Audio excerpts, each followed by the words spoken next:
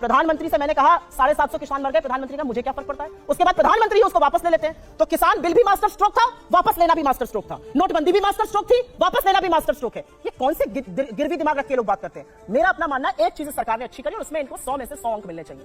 बिना काम का ढिंडोरा कैसे पीटा जाता है उसका सबक इन्होंने सबको पढ़ा दिया है। खूब लोगों ने वो सीख लिया है।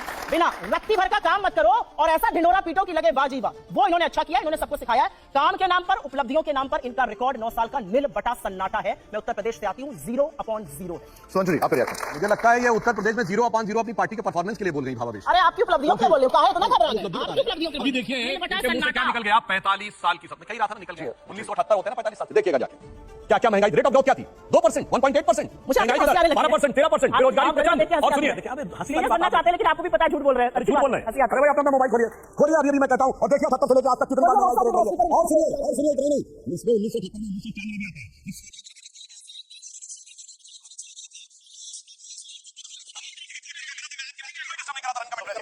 जब 1991 में सोना गिरवी रखा गया, रुपए का अवमूल्यन हुआ, देश भिखमंगा होने के कगार में पहुंच गया था, फॉरेन एक्सचेंज रिजर्व 1 बिलियन के नीचे आ गया था, तब महंगाई कम थी, रोजगार ज्यादा सृजित हो रहे थे और आज कम हो रहे हैं। अद्भुत व्हाट्सएप ज्ञान है। और मैं बताना चाहता हूं वो 1 बिलियन से नीचे आया हुआ फॉरेन एक्सचेंज रिजर्व 100 बिलियन पहुंचा अटल जी की सरकार में, वो 500 बिलियन पहुंचा मोदी जी की सरकार में। इसमें किसी प्रकार की किंतु परंतु की गुंजाइश नहीं है। और मैं फिर कह रहा हूं, मैं पुनः कह रहा हूं भाई, अगर सबके हाथ में मोबाइल है और हम जब हमारी सरकार आई तो मोबाइल फैक्ट्री कितनी थी 2, आज है 240। कोई रोजगार थोड़ी सृजित हो रहा होगा। मैंने कहा आसमान से कोई जिनके आके बना रहे हैं उसमें कहीं कोई सृजित थोड़ी हो रहा है। इसीलिए इनसे ये जो कहने का प्रयास करते हैं बिल्कुल अर्थव्यवस्था पे। आईएमएफ का डाटा फर्जी है, वर्ल्ड बैंक का डाटा फर्जी है, जो आईएमएफ की चीफ कहे क्रिस्टिना जॉर्जिएवा वो भी फर्जी है, मगर एक में अद्वितीय ज्ञान से संपन्न जो आविर्भाव हुआ है राहुल गांधी जी, जो जाके संपूर्ण जगत को ज्ञान देते हैं भिन्न भिन्न स्थानों से बैठ के, उनका डाटा सही है। इसलिए मैं ये कहना चाहता हूं ईमानदारी से स्वीकार करिए कि इस देश में इतना बड़ा बदलाव आया है कि आज से पहले मैं एक सिंपल सी बात कहता हूं, हर गांव में बिजली थी, हर गांव तक सड़क पहुंची थी, और दूसरा अगर बिजली आ गई, सबके सिर पर छत आ गई, इंडिया $5 ट्रिलियन की इकोनॉमी हो गया, किसानों की आय दुगनी हो गई। बताइए ये सारे वादे किए थे ना आपने। 1 मिनट, इन्होंने बहुत बड़ी बातें कही। सुनिए तो अरे भाई एक मिनट आपने देखिए कितनी आवाज देश में पूछने लगी ये हो गया कि नहीं वो हो गया। अरे भैया 50 साल आपकी पार्टी का नहीं आपके खानदान का शासन रहा, हमसे पूछ रहे हैं मतलब बाप ने हमारी मेड की बिटवा तीरंदाज, आप कह रहे हैं हम आगे सब कर देंगे। किसी को कोट कर रही हूं, जनता ही बताएगी किसको कोट कर रही हूं। जैसे जैसे रुपया गिरता है प्रधानमंत्री की साख गिरती है। कितने पे मिला था रुपया? 60 पर। कितने पर है रुपया? 83 पर। कहां किस गरताल में चली गई प्रधानमंत्री की साथ? रुपए पर ये बात करेंगे, अर्थव्यवस्था पर ये बात करेंगे। आज मैंने इनसे एक सवाल पूछा, सीए एनआरसी लाए, आपको 3.5 साल हो गए, कानून क्यों नहीं बना रहे? किसान बिल आप क्यों लाए और आपने उसको क्यों वापस कर लिया? 750 किसानों ने 1.5 साल प्रदर्शन किया, 750 किसानों की शहादत हुई, क्यों होने दिया आपको? आप इतना संवेदनशील क्यों? आपने वर्ड यूज किया था थोड़ा प्रोक्रेस्टिनेशन हो गया। प्रोक्रेस्टिनेशन नहीं हुआ निशान जी, ध्यान भटक गया। पता है क्यों?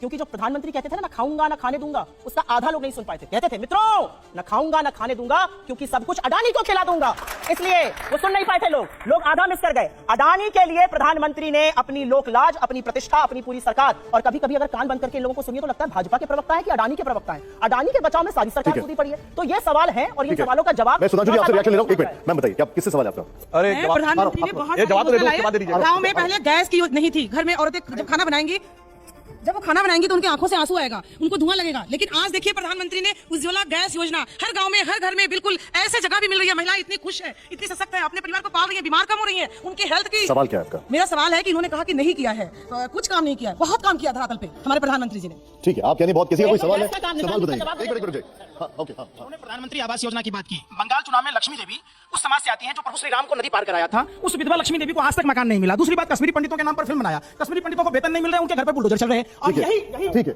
आपने बोला ठीक है।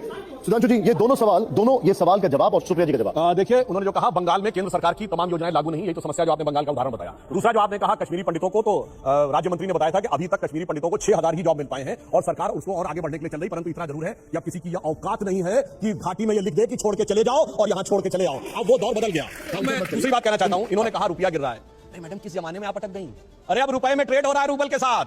बताइए आपके जमाने में कोई बड़ा देश रुपए में ट्रेड करता हो तो बताइए। रूस ही नहीं कर रहा है, जर्मनी से भी बात हो रही है, 34 देशों से वार्ता हो रही है, 7 देश रुपए में ट्रेड कर रहे हैं। हमारा सबसे बड़ा ऑयल एक्सपोर्ट इस समय रूस से आ रहा है जो रुपए को रूबल में ट्रेड कर रहा है। डॉलर में अटके पड़े, क्या बताएं उस जमाने के पड़े हुए जब डॉलर ही सब कुछ हुआ करता था। अब एक और बात इन्होंने कहा अडानी की बात, आपको पता है अडानी को सबसे बड़ा पावर कहां मिला है? राजस्थान में, और सैकड़ों एकड़ जमीन दी गई है।